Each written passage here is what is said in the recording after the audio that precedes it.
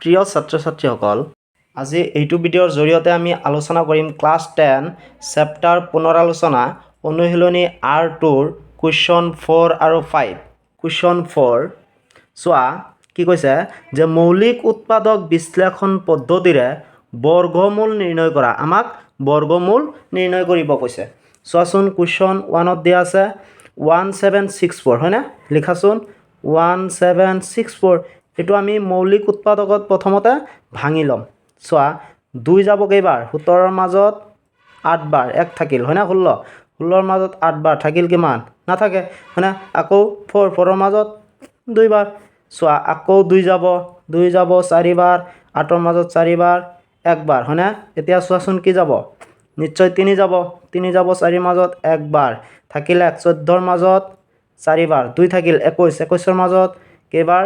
7 বাৰ হয়নে? আকৌ 3 যাব, চোৱাচোন 14ৰ মাজত কেইবাৰ যাব? 4 বাৰ থাকিল কিমান? 2, 27ৰ মাজত 9 বাৰ, আকৌ কি যাব? 7 যাব 7 বাৰ হয়নে? এতিয়া চোৱা আমাক কি ওলাব দিছে? বৰ্গমূল ওলাব দিছে হয়নে? চোৱা এতেকে আমি কিন্তু সলিউশ্যন লিখি আছোঁ। এতেকে বৰ্গমূল ওলোৱা ৰুল হ'ল ৰুট অভাৰ হয়নে? ৰুট অভাৰ 1764 ইকুৱেল কি পাইছা? 2 কেইবাৰ পাইছা? 2 বাৰ। 2 স্কোৱাৰ ইনটু 3 কেইবাৰ পাইছ? 2 বাৰ। 3 স্কোৱাৰ ইনটু 7 কেইবাৰ পাইছ? 2 বাৰ। 7 স্কোৱাৰ হয়নে? এই স্কোৱাৰ আৰু ৰুট অভাৰ বাদ দিয়া, তেনেহ'লে কি থাকিব? চোৱাচোন 2 ইনটু 3 ইনটু 7 হয়নে? এতিয়া পূৰণ কৰাচোন। 2 3 গুণ 6, 6 7 গুণ 42। এইটোৱে হ'ব আমাৰ কি? বৰ্গমূল। 2 চোৱা কি কৈছে যে 9216 হয়নে? ঠিক একেদৰে আমি ভাঙি ল'ম। 9216 ভাঙাচোন কি যাব? চোৱাচোন 2 যাব 9ত কেইবাৰ? 4 বাৰ, 1 থাকিল 12ৰ মাজত 6 বাৰ হয়নে? আকৌ 16ৰ মাজত 8 বাৰ। চোৱাচোন এইটোতো ডাইৰেক্ট গৈছে, এইটোতো ডাইৰেক্ট, গতিকে মাজত এটা কি আহিব? 0 আহিব। আকৌ চোৱাচোন 2 যাব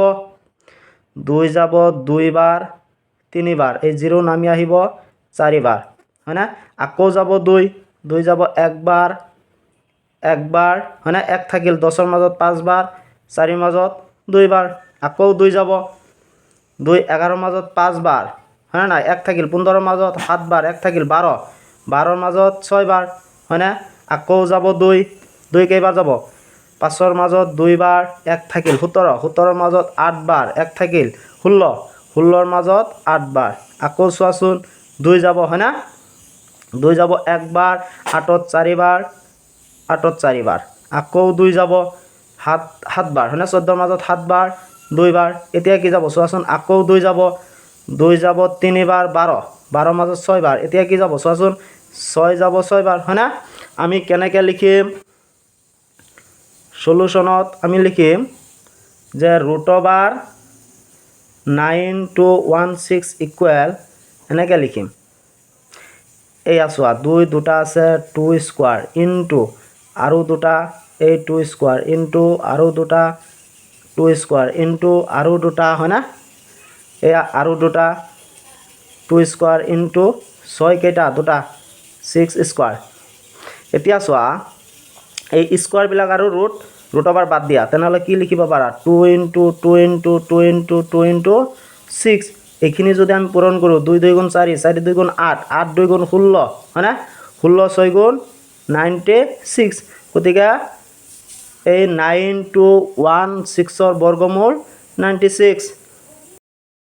3 চোৱা 7744 হয়নে? আমি ভাঙি ল'ম 7744। চোৱাচোন কি যাব? 2 যাব 7ত 3 বাৰ, কি থাকিল? 1, 17ৰ মাজত কেইবাৰ যাব? 8 বাৰ, 1 থাকিল 14 7 হয়নে? 4ৰ মাজত 2 বাৰ।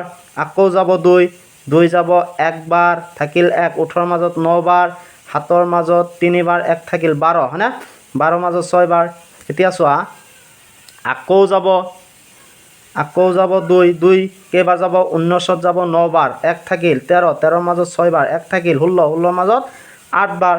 আকৌ যাব 2 কেইবাৰ যাব? 9ৰ মাজত কেইবাৰ যাব?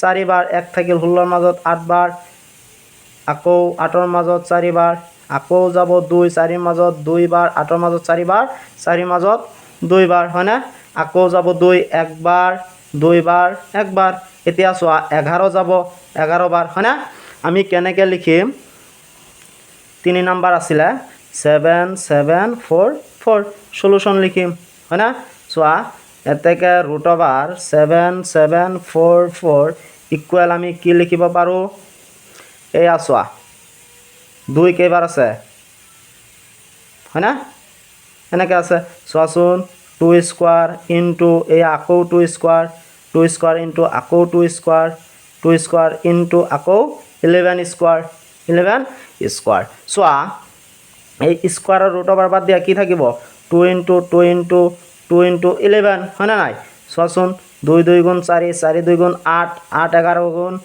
88 এইটোৱে হ'ব আমাৰ কি বৰ্গমূল কুৱেশ্যন 4 চোৱা 9801 চোৱা 9801 আমি কি কৰিম ভাঙি ল'ম 9801 কি যাব চোৱাচোন 3 যাব 3 বাৰ হয়নে 8 যাব 2 বাৰ থাকিল কিমান 2 20 20ৰ মাজত 6 বাৰ 6 3 গুণ 18 থাকিল কিমান 2 21ত যাব 7 বাৰ হয় নাই চোৱাচোন আকৌ 3 যাব 1 বাৰ এটা 0 আহিব 26 26ৰ মাজত কেইবাৰ যাব 8 বাৰ 3 8 গুণ 24 2 থাকিল 27 27ত 9 বাৰ হয়নে চোৱা আকৌ 3 যাব 10ৰ মাজত যাব কেইবাৰ 3 বাৰ 1 থাকিল 18ত 6 বাৰ হয়নে 9ত 3 বাৰ আকৌ চোৱাচোন নিশ্চয় 3 যাব 1 বাৰ 6ত 2 বাৰ 3ত 1 বাৰ হয়নে আকৌ কি যাব চোৱাচোন ডাইৰেক্ট 11 যাব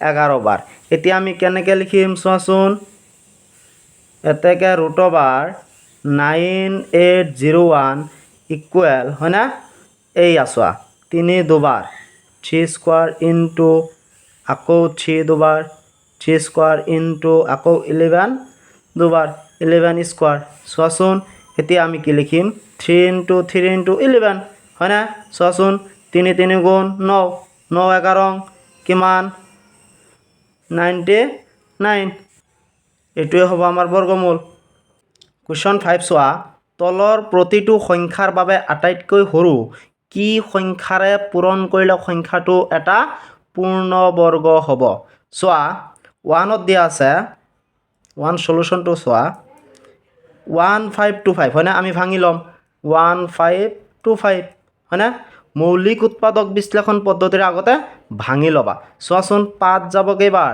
15ৰ মাজত 3 বাৰ 25ৰ মাজত 5 বাৰ হয়নে ডাইৰেক্ট গ'ল গতিকে আমি এটা 0 দিম এতিয়া চোৱা আকৌ যাব 5 30ৰ মাজত 6 বাৰ 5ত এবাৰ হয়নে চোৱাচোন 61ক আৰু যায় নেকি নাযায় গতিকে এনেকৈ থাকিব সলিউশন হয়নে কাক ভাঙিছোঁ আমি যেহেতু 1525ক ভাঙি আমি 5 দুবাৰ পাইছোঁ 5 স্কোৱাৰ ইনটু 61 পাইছোঁ হয়নে চোৱাচোন 5 দুবাৰ পাইছোঁ কিন্তু 61 কেইবাৰ পাইছোঁ এবাৰ পাইছোঁ বেজোৰ হৈ আছে হয়নে গতিকে আমি এনেকৈ লিখিব পাৰোঁ এতেকে 1525ক এই 61ৰে পূৰণ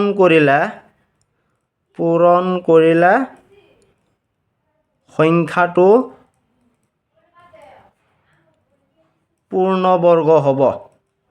পূৰ্ণবৰ্গ হ'ব নিশ্চয় বুজি পাইছা 2 চোৱা 1008 দিয়া আছে হয়নে ভাঙি লোৱা 1008 কি যাব 2 যাব 10ত 5 বাৰ এই 0 নামি আহিব হয়নে 8 থাকে 4 বাৰ আকৌ যাব 2 যাব 5ৰ মাজত কেইবাৰ 2 বাৰ 1 থাকিল 10ৰ মাজত 5 বাৰ 4ৰ মাজত 2 বাৰ হয়নে আকৌ যাব 2 যাব এবাৰ 5ৰ মাজত 2 বাৰ 1 থাকিল 12ৰ মাজত 6 বাৰ হয়নে আকৌ যাব 2 12ৰ মাজত কেইবাৰ যাব 6 বাৰ আকৌ 6ৰ মাজত 3 বাৰ চোৱাচোন এতিয়া কি যাব 3 যাব 6ৰ মাজত 2 বাৰ 1 বাৰ আকৌ যাব 3 যাব 7 বাৰ হয়নে চোৱা আমি সলিউশনত লিখিম যে যেহেতু 1008 ইকুৱেল কি পাইছোঁ আমি 2 স্কোৱাৰ ইনটু হয়নে আকৌ 2 স্কোৱাৰ ইনটু 3 স্কোৱাৰ ইনটু লাষ্টত কি পাইছোঁ 7 7টো আমি ছিংগুল পাইছোঁ ডেট মিনছ এই 7এৰে এই সংখ্যাটোক পূৰণ কৰিলে পূৰ্ণবৰ্গ সংখ্যা হ'ব হয়নে আমি লিখিম এতেকে 1008ক এই 7এৰে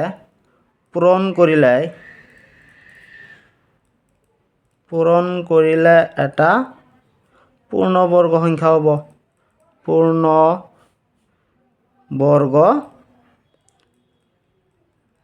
সংখ্যা হ'ব গতিকে এইখিনি নিশ্চয় বুজি পাইছা কুৱেশ্যন 3 চোৱা কি আছে 2028 আমি ভাঙি ল'ম হয়নে ভাঙাচোন কি যাব 2 যাব 2ৰ মাজত একবাৰ এই 0 নামি আহিব হয়নে আকৌ 2ৰ মাজত একবাৰ 4 বাৰ আকৌ চোৱাচোন 2 যাব 1ত নাযায় 10 10ৰ মাজত 5 বাৰ আকৌ 14ৰ মাজত কেইবাৰ যাব 7 বাৰ দুইটাতে ডাইৰেক্ট গৈছে সেইকাৰণে কি আহিব তা 0 আহিব এতিয়া কি যাব চোৱাচোন নিশ্চয় 3 যাব এবাৰ 2 এটা থাকিব 20ৰ মাজত যাব 6 বাৰ 2 থাকিব 27 হয়নে কেইবাৰ যাব 9 বাৰ এতিয়া কি যাব চোৱাচোন ডাইৰেক্ট 13 যাব 13 বাৰ হয়নে চোৱা আমি কি পাইছোঁ 2 দুবাৰ পাইছোঁ 13 দুবাৰ পাইছোঁ কিন্তু 3টো এবাৰ পাইছোঁ আমি কি লিখিম কেনেকৈ লিখিম চোৱা যে যিহেতু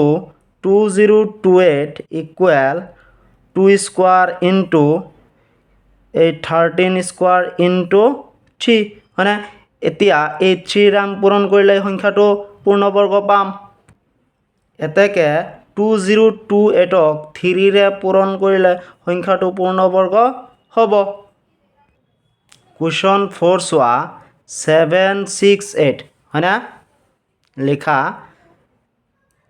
768 ঠিক একেদৰে আমি ভাঙি ল'ম 768 কি যাব চোৱাচোন 2 যাব 3 বাৰ 1 থাকিল 16ৰ মাজত 8 বাৰ 8ৰ মাজত 4 বাৰ আকৌ যাব 2 3ৰ মাজত 1 বাৰ 1 থাকিল 18ত 9 বাৰ 4 2 বাৰ হয়নে আকৌ 2 যাব 19ৰ মাজত 9 বাৰ 2 9 গুণ 18 1 থাকিল 12 গতিকে 12ৰ মাজত কেইবাৰ যাব 6 বাৰ যাব হয়নে আকৌ 2 যাব 9ৰ মাজত 4 বাৰ 1 থাকিল 16ৰ মাজত 8 বাৰ আকৌ 2 যাব 2 বাৰ 4 বাৰ আকৌ 2 যাব কেইবাৰ এবাৰ দুবাৰ হয়নে আকৌ 2 যাব 6 বাৰ 2 যাব 3 বাৰ হয়নে কেনেকৈ লিখিম চোৱা সলিউশ্যন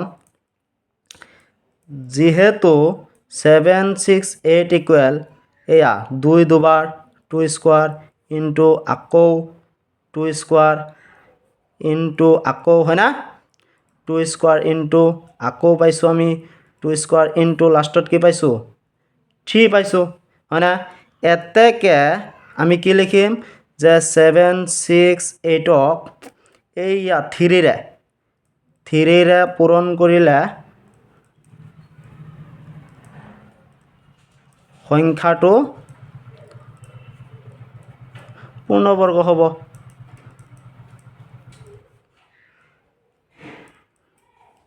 আজিৰ ভিডিঅ'ৰ এইটো কুৱেশ্যনেই লাষ্ট কুৱেশ্যন আছিল গতিকে যদি ভিডিঅ'টো ভাল লাগিছে তেনেহ'লে চেনেলটো ছাবস্ক্ৰাইব কৰিবা লাইক কৰিবা আৰু শ্বেয়াৰ কৰিবা ধন্যবাদ